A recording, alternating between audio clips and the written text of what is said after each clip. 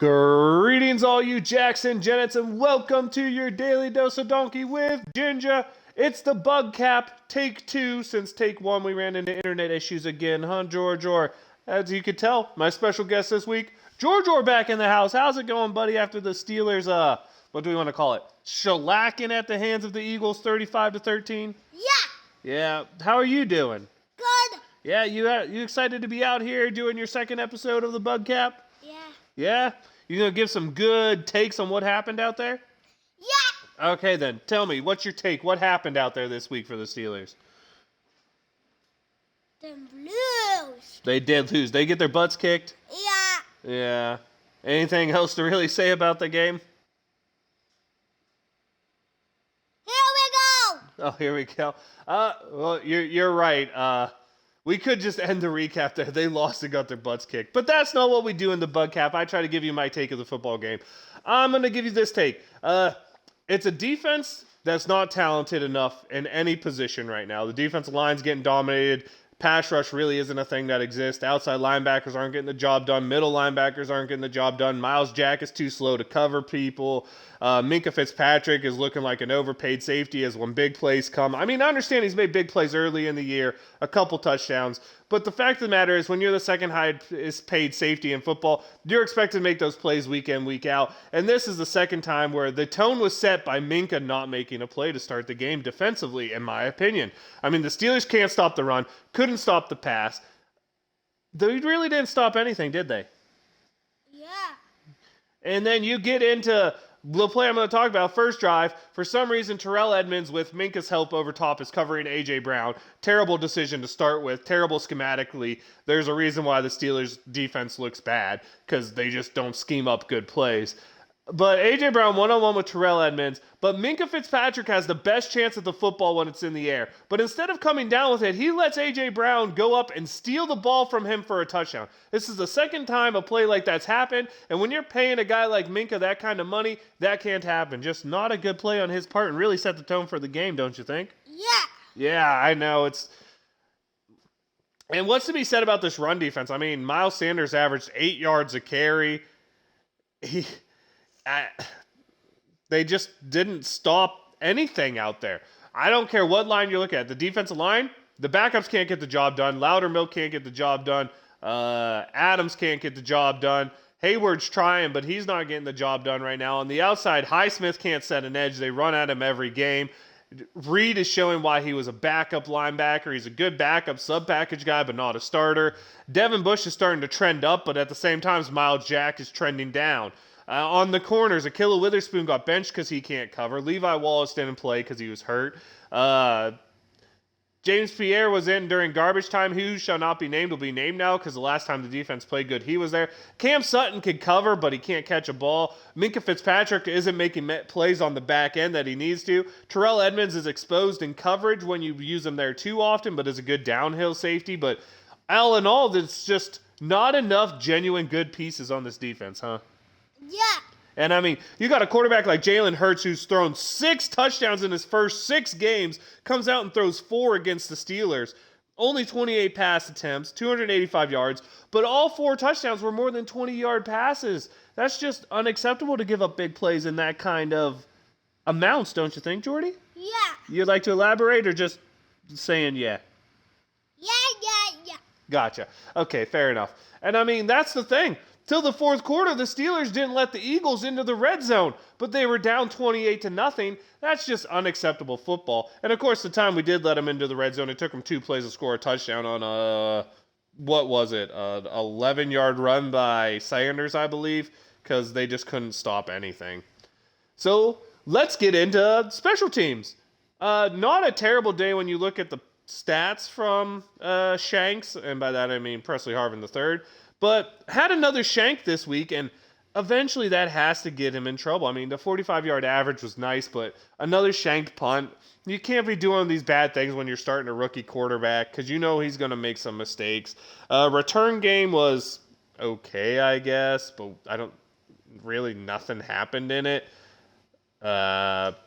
Kicking game, Skibba made all his kicks. Nice for a guy who's just signed to make all his kicks. But then he has a kickoff out of bounds. It just seems like this team struggles to do the fundamentals right, doesn't it? Yeah. Yeah, I know what you're saying. Let's go offensively. The Steelers scored a first quarter touchdown. Maybe things are looking good. But to be fair, this team needs to convert fourth downs to score touchdowns. They need to convert fourth downs just to get in scoring position. We had to fake a punt. This is an offense that's designed to do 16 plays correctly in order to just get a field goal. Jordy, we saw it with the Eagles. Big plays are a huge part of football, aren't they? Yeah. So why are the Steelers so allergic to big plays? I don't know. Maybe they blame Chase Claypool. That's why they traded. Maybe the secondary's issue is why they trade for William Jackson III, which I'll get into both of those trades later this week, but this is about the recap of the game, and just didn't see much out there. I mean, Claypool was the only guy who seemed to be trying hard and pushing forward for it. George Pickens couldn't catch the ball in bounds and then wasn't really targeted after the first half. Deontay Johnson gets targeted, but it doesn't seem like he's very interested in trying to make yards. Pat Freiermuth does what he does. I mean, he's a big target that catches the ball, led the team in catching or in receiving, but just not impressive stuff when you consider the only touchdown was a trick gadget play from Chase Claypool to Derek Watt, who, hey, Derek Watt, you're only in for 3 plays, but you scored, so good on you. I guess you won't be the goat or the scapegoat this week. The only other guy who seemed like he was trying was Claypool, and we traded him. Cause for concern among this offense? Yeah. Do you think Matt Canada, with all these basic formations that, albeit the Eagles have a great defense, a great defensive front, we should have signed Javon Hargrave, but that's neither here nor there. We let him go, and now he's helping the Eagles. Their defensive front really made a hard day for our offensive line and Kenny Pickett, didn't they? Yeah. Yeah, I don't know if any of our offensive linemen deserve a win on this week. They were bad. Kenny Pickett was the whole team for the first half. I mean, he threw the ball, he ran the ball. At one point, I think the first half ended with Najee Harris with 5 carries for 1 yard. We're just putting too much pressure on a rookie quarterback, don't you think? Yeah. And albeit the pressure, you put too much on him, eventually he's going to wear down. And that's what happened. He wore out in the fourth quarter. He has the strip sack from behind. He has the interception. It just looked like towards the end of the game, he started to press a little bit, didn't it? Yeah. Yeah, and Kenny looked in charge until that fourth quarter when things were way out of hand. But like I said, we went over the receivers not getting anything done. The offensive lineman, Dan Moore's terrible. Chuck Okorafor's okay. But when you put okay next to terrible, which is the whole left side of that line, Dotson can't pass block. He looked okay run blocking, but just okay. Can't pass block. Moore can't pass block. You're seeing the other side start to develop a little bit of chemistry from Cole to Daniels to Okorafor. But Daniels is probably the only plus player there. You can't start just okay players with negative players because then they're going to get exposed when you play good teams, which is what happened to the Steelers both times this year. This Philly game and that Buffalo game. The offensive line and the team just looked exposed, didn't they? Yeah. Yeah, not something good to say. Kenny Pickett, growing pains of a rookie. Tennessee showed you how you win with a rookie quarterback. You only throw the ball 11 times, but we're out here having him sling it 40 times a game because Najee can only get 1 yard rushing in the first half. And yeah, I know he ended up with a decent day at 4 yards a carry because he had 2 big runs in the fourth quarter. Should we just start calling him garbage time Najee because he doesn't show up the rest of the game? And to me, the thing that shows my problem with Najee Harris is 3rd and 3 or 3rd and 2. He catches a screen pass as a defender 4 yards away. He just runs full speed.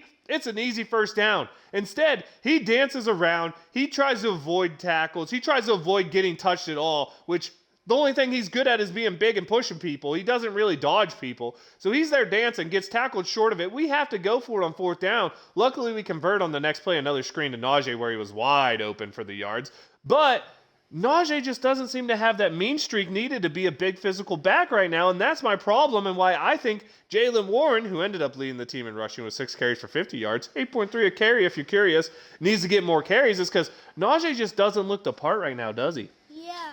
I mean, last year he at least looked physical, but it seems that physicality has left his game, Jordy. Is this a big sign of concern for us? Yeah. Yeah, I agree with you. That's my recap on the game. That's my take of everything. This team has uninspired game plan from the coaches. Offensively, the play design is remedial at best. And if you don't believe me, listen to anyone else. Stan Savran, Charlie Batch, post-game calling out that. Callers coming in and saying, on the Steelers post-game, saying, how are we not able to get players open when we run these plays where the Eagles do? And Charlie Batch pointed out, okay, I might have lost you there, and I'll go back into it. So Charlie Batch was asked, why don't we get players open on these plays where other people do? Why are they able to scheme people open and we're not able to scheme people open? And Charlie Batch said, as you look at it, it's the play design. We ran the same play this week that we ran last week, that we ran the week before, that we ran in week 1. Other people are doing different things off it. There's some confusion because the play's not always the same. But the Steelers run the same exact plays every time because this offense is remedial. So while the players might be subpar, the coaching staff's not getting anything out of them, and the play design's not helping them. This is a really big cause for concern going forward. Hopefully the bye week can help the Steelers fix it, huh? Yeah. Let's hope so, and maybe the Steelers get something good going. Defensively, the talent level just doesn't seem to be there. Cam Hayward's aging, and he's not the same disruptor he was before. Minka Fitzpatrick is not living up to that contract.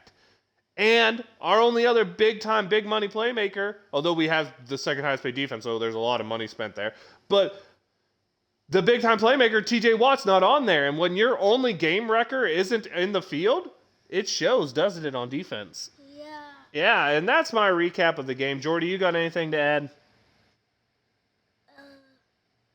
No?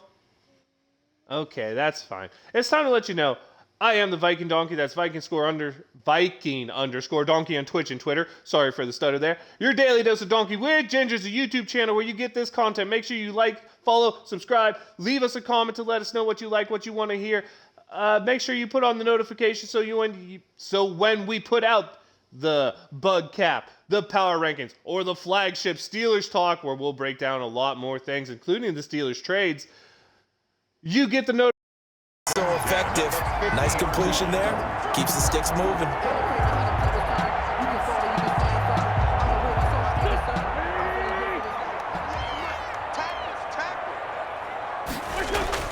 From midfield. Anyway, like I was saying, sorry about that. Okay, it's finally assigned. Sorry about the end there. My mic decided to die on me. Not something I wanted. But anyway, like I said, the channel, leave us a comment to tell us to know what you like, what's going on, what you want to see going forward. And so you can get the notification, be the first one to see and the first one to leave us a comment. But Donk Nation, Steeler Nation, in honor of me, in honor of George, it's a bye week, but it's still a good time to wave them if you got them.